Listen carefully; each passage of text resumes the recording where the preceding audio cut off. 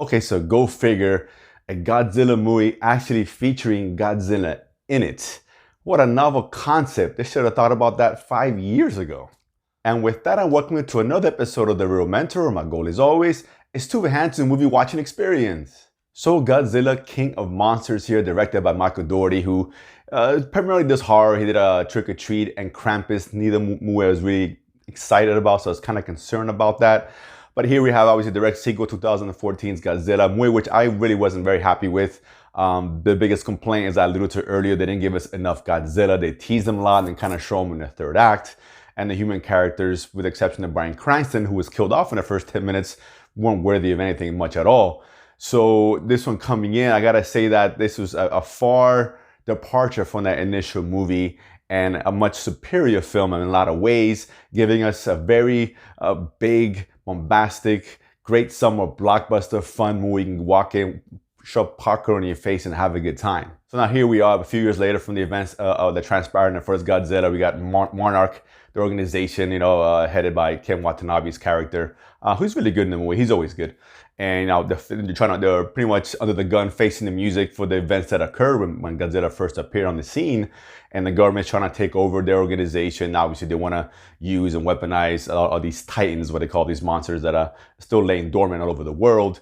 And then they have this another organization that's trying to release these titans to bring balance to the earth, so to speak. And the first 30 minutes, it's a little bit slow. They're building this up. Obviously, there's an organization, what they're trying to do, unleashing all these creatures like Mothra and Rodan and etc. and Godzilla. But then once Godzilla is actually introduced, things kind of pick up, and that's for the better, because again, this is the movie's biggest strength. This movie sets out to just kind of throw so much stuff at you in terms of just sheer scale and all these monsters, and it succeeds in spades in that, because that's really the best part about the movie, and that's a good thing. That's what the movie is trying to deliver, and it does in spades. Of course, the special effects are really well done here. I love the creature designs, how the action is shot. You can actually see that when the monsters are fighting, which happens a lot here, you actually get to see what's going on, and they create this sense of scale, which really gives you an idea of what's really going on, how big these monsters are, and the kind of destruction that they kind of unleash upon the world here. And again, the sound mixing is top notch, and it's really just such grand spectacle. It's a great movie to watch and deserves to be seen on the biggest screen with the best sound possible to really do it justice. Seeing this on TV may not have the same effect. That being said, it's not a perfect movie. Again, like I said, it's far superior than the first one. If you didn't like the first one, you're probably gonna like this one, because it's gonna cater to those who, like myself, were big fans of Godzilla when I was growing up. You wanted to see monsters on screen kicking ass, and this is what they give you. And they give you enough of it, And I'll say this, the human characters, we got Kyle Chandler, Millie Bobby Brown, for example, Watanabe, they're all fine in the movie here. And unlike the first one, a lot of these characters, they'll give a little bit more to do in terms of the story. It's still not great. It's a little bit clunky and clumsy. It's a little bit convoluted at times, and they probably could have shaved down 15, 20 minutes here and there, but it's not the end of the world, of course. And there's a lot of funny lines in there, and it had a lot more to do than the humans in the first movie, which I just didn't like. That being said, it's, again, you're not really there for that. Story be damned, characterization, whatever. There's not a lot of depth to this movie. It's dumb, it's stupid. But that's what it's supposed to be. And from that aspect, it does succeed. If you're looking for something more, something deeper, a much better film, quote unquote, look elsewhere.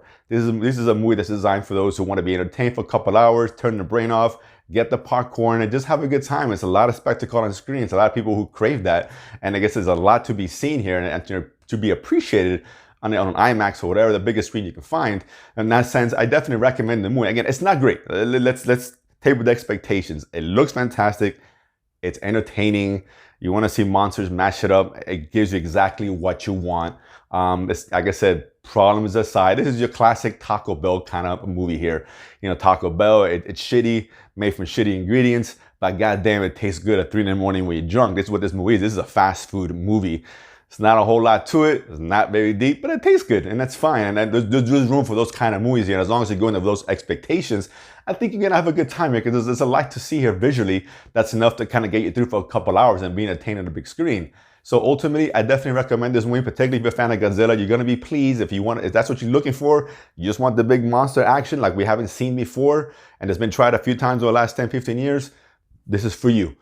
If that doesn't sound like that's your cup of tea, look elsewhere. That being said, Godzilla King of Monsters, you guys are going to watch it? Let me know where you guys thought. And of course, if you haven't done so already, subscribe below and feed money to go to the movies and talk about it afterwards. See you guys next time.